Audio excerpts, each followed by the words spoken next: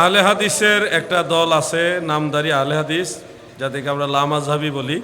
তারা যখন বেতের নামাজ পড়ে তখন রফল ইয়াদাইন তো করেই, বারবার রফল ইয়াদাইন করে, আর দোয়ায়ে কুনুত যখন পড়ে তখন তারা মুনাজাত ধরে পড়ে।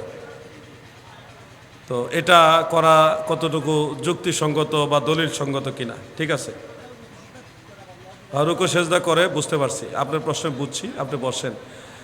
শুনুন, মাযহাব চারটা, চার মাযহাবের অসংখ্য মুজতাহিদ আছে, তারা কোরআন হাদিস গবেষণা করে বিভিন্ন মাসালা দিয়েছেন। সেই সুবাদে শাফি মাযহাবের মুজতাহিদরা তিনারা নামাজের ভিতরে ওই দোয়ায়ে কুনুত যখন পড়ে বিতের নামাজে, তখন হাত তুলে দোয়ায়ে কুনুতটা পড়ার মাসআলা দিয়েছেন। সেই সুবাদে মক্কা শরীফেও যারা শাফি মাযহাবের অনুসারী তারা ওই দোয়ায়ে কুনুতের সময় হাত উঠায়।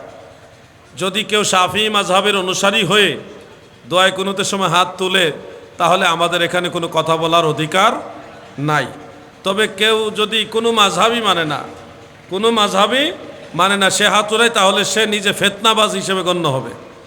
হ্যাঁ, আপনারা হাত না তুলে দোয়ায়ে কুনুত পড়েন আর তারা হাত তুলে দোয়ায়ে কুনুত পড়ে, বেশকমটা হইল কেন? এই বেশকমের পিছনে মূল হাকিকতটা শুনেন। ইমাম বুখারী রহমাতুল্লাহ আলাইহের রফউল ইয়াদাইনের নামে একটা খণ্ড কিতাব আছে। সেই কিতাবের মধ্যে তিনি বেশ কয়েকটা রেওয়ায়েত আনছেন, এবং ইমাম বাইহাকির সুনানুল কুবরার মধ্যে এই ব্যাপারে হযরত আবু কিলাবা, হযরত আবু হুরায়রা তিনাদের থেকে রেওয়ায়েত আছে। আব্দুল্লাহ ইবনে মাসউদ রাদিয়াল্লাহু আনহু থেকে রেওয়ায়েত আছে। তিনারা রেওয়ায়েত করেছেন রাসূল করিম যখন দোয়ায়ে কুনুত পড়তেন, ওয়াইজা কানাতা রাফা ইয়াদাইহি, নবীজি যখন দোয়ায়ে কুনুত পড়তেন তখন দুই হাত উঁচা করতেন, এই কথাটা আছে।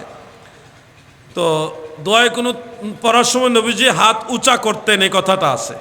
এই রাফা ইয়াদাইহি অথবা ইয়ারফাউ ইয়াদাইহি, এই শব্দগুলো দ্বারা শাফি মাযহাব ধরে নিয়েছে মুনাজাত।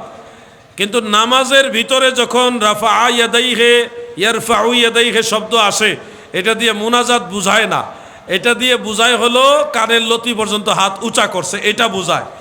যেমন তাবারানির মুআজামুল কবিরের মধ্যে বিশুদ্ধ সনদে আরেকটা রিওয়ায়াত আছে, হযরত আব্দুল্লাহ ইবনে জুবাইর রাদিয়াল্লাহু আনহু তিনি দেখলেন একজন ব্যক্তি নামাজ আদায় করছেন, ওয়ারাফিআন ইয়াদাইহি ফিস সালাতি ক্বাবলা ইয়াফরুগা মিন সালাতিহি, তার নামাজ থেকে বের হওয়ার আগেই নামাজের ভিতরে দুই হাত উঁচা করে দোয়া করতেছে।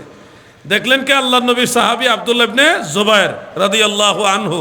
তিনি দেখলেন একজন ব্যক্তি নামাজের ভিতরে হাত তুলে দোয়া করতেছে, এই দৃশ্য দেখলেন।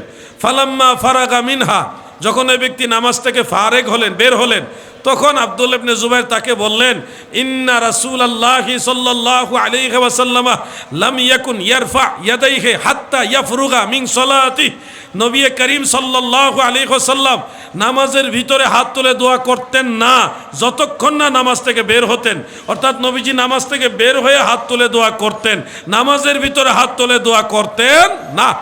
এখন রাফা ইয়াদাইহি ইয়ারফাউ ইয়াদাইহি, এই কথাগুলি কুনুতের সময় যে এসছে, এটা হলো রফউল ইয়াদাইন, এই যে হাত, যেমন আমরা দোয়ায়ে কুনুত যখন পড়ি তখন কিন্তু হাত ছেড়ে দিয়ে আল্লাহু আকবার বলে দুই হাত উঁচা করি কিনা ভাই? ওইটাই হলো রাফা ইয়াদাইহি, দুই হাত উঁচা করা। আমরা হাত উঁচা করি, হাদিসের উপরে কিন্তু অরিজিনাল আমরা আমল করতেছি। এরপরে নামাজের ভিতরে হাত তুলে মুনাজাত ধরে রাখি না, কারণ আল্লাহর নবী কখনোই নামাজের ভিতরে হাত তুলে দোয়া করতেন না, নামাজের ভিতরে করতেন না, এটাও সহিহ হাদিস আছে। তাহলে দুইটা সহিহ হাদিস একসাথে ম্যাচিং করে আমরা শুধু হাত উঁচা করি কুনুত পাঠের সময়, কিন্তু মুনাজাত করি না। উঁচা করি সহিহ হাদিসে আছে, হাত উঁচা নবীজি করতেন। মুনাজাত করি না, কারণ সহিহ হাদিসে আছে নবীজি নামাজের ভিতরে মুনাজাত করতেন না। এই হলো হানাফি মাযহাব। দেখেন কত সুন্দর। হানাফি মাযহাবের প্রতিটা আমল হলো একেবারে পিওর, বিশুদ্ধ। আর শাফি মাযহাবের এই আমলটা ফুকাহায়ে আহনাফের দৃষ্টিতে ইজতিহাদের মধ্যে খতা, কিন্তু হইলেও মুস্তাহিদের ইজতিহাদে খতা হইলেও সওয়াব আছে, এবং এটা যদি কেউ অনুসরণ করে তাতে তার নামাজ হবে, অসুবিধা নাই।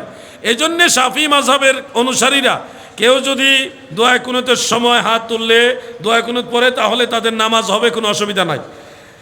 কিন্তু আমরা শাফি মাযহাবের আমলের চেয়ে আমাদের আমলটা হলো আসাহ, মানে অধিক বিশুদ্ধ। এই জন্য আমাদেরটা সওয়াব হবে ডাবল। মারহাবা বলেন, কথা ক্লিয়ার, বুঝতে পারছেন? আর যারা কোনো সাফিও না, হানাফিও না, হাম্বলিও না, মালিকিও না, এর যেই সে হইলো মোনাজাত করে নামাজের ভিতরে, এটা হলো ফিতনাবাজ। এটা কি ফিতনাবাজ, তার সাথে মিশবেন না, তাকে অনুসরণ করবেন না। আপনাকে ধন্যবাদ।